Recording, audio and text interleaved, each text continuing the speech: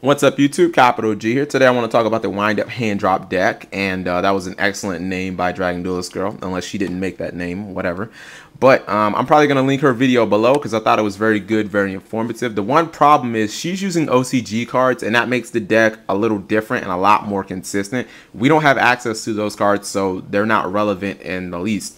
But what you're going to see at your next regionals, what you're going to see at YCS Atlanta is not going to be the same deck that she showed you, and it's not nearly as consistent. It's not as good. Guys, I know what you've played on Dueling Network. It seemed really good and consistent, and just like the sky is falling, but don't drink the Kool-Aid. Don't get on the Tebow bandwagon. This deck is not all that in a bag of chips.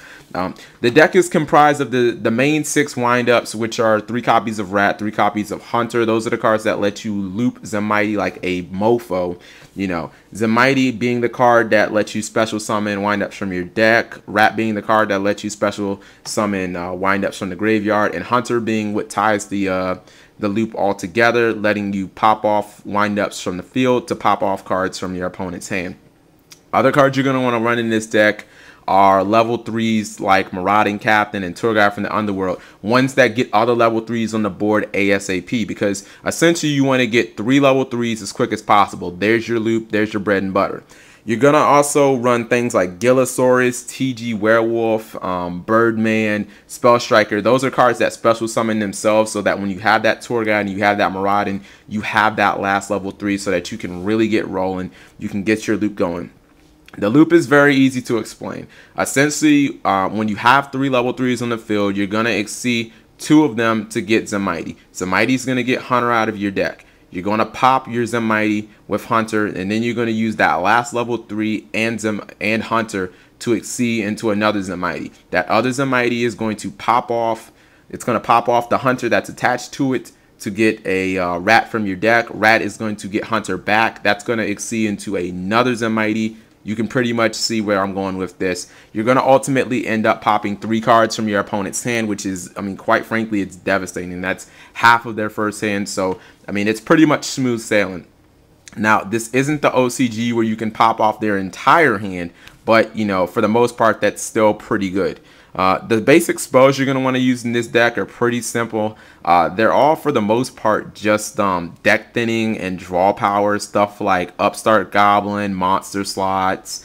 You're going to want to use things like Fossil Dig, you know, just things that thin out your deck. You do have Instant Fusion also. Instant Fusion will substitute for another monster. For some reason, if you don't have your 3 level 3s, drawing Instant Fusion, that is essentially a level 3 because you can get something like Zombie Warrior, which I actually would just use him because he's dark and that can open up plays with Dark Arm Dragon. That's going to essentially be that 3rd level 3 that you want to use to finish out that loop.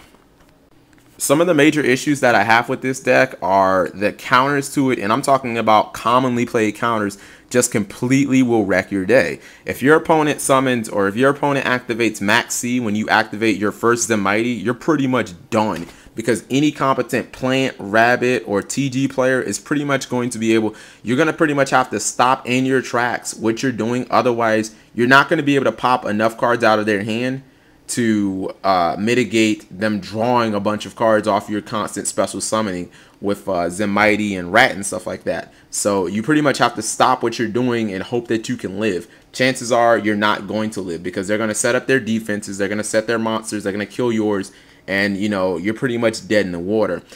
Also, things like Solemn Warning, Thunder King Ryo, Fiendish Chain, they all pose a huge problem for this deck if you go second, you know, because that's going to essentially negate one of your Zemmighties. And then what are the odds that you're going to be able to get 2 more additional level 3s on the field and still be able to loop?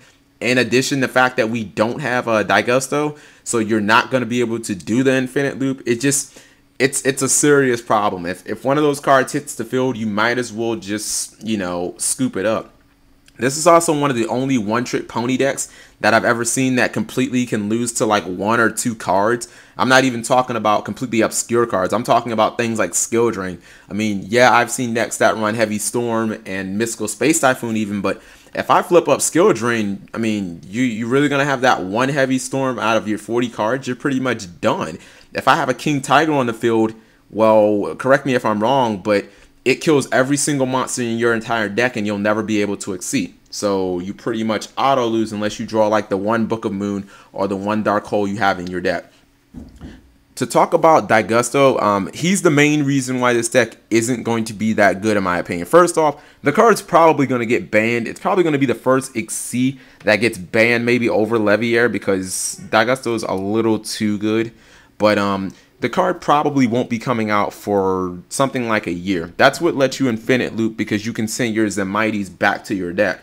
Unfortunately, we don't have it, so what's the point of talking about something that won't be out for an entire year? You can't build your deck based around that. I also added Dark Arm Dragon, you can see, because the thing about it is, when you end up popping off 3 cards, when things go right, you pop off 3 cards out of your opponent's hand, and you end up with a Zenmaines as a solid defense, you need other ways to essentially clinch the game. And Dark Arm can be a very good tool because you have your tour guides, you have TG Werewolves, you have Sangan and Birdman, and if you use Instant Fusion, you'll have Zombie Warriors. So you have a whole bunch of darks. So being able to drop a Dark Arm on your next turn on your opponent can be devastating, and that can be one of the cards that closes out the game. The big problem with this deck is obviously the counters, but it feels like a one-trick pony that isn't as good as something like Fish OTK. One of the beauties about Fish OTK was, even when the game got kind of murky and you got into one of those really grueling games where your win condition didn't go exactly right, Fish OTK could still win turn 3 and turn 4 and turn 5 because it could special summon so many little fishies to get the big fish, and then it could dodge the effect veiler by using another fish. This game can't, this type of deck can't do that. It's pretty much all or nothing. Even another deck like Infernity, when it had 3 launchers, your opponent could have you so dead to rights with no hand or anything, but you could top a Necromancer or an Archfiend or a Mirage, and bam, you could completely overwhelm them and come back and win. This deck can't do that either. So I think a lot of people will try this deck. I think a lot of people will fail with it. But, I mean, I don't know. Let me know what you guys think. If you guys think that this deck is going to be successful, I just don't see it.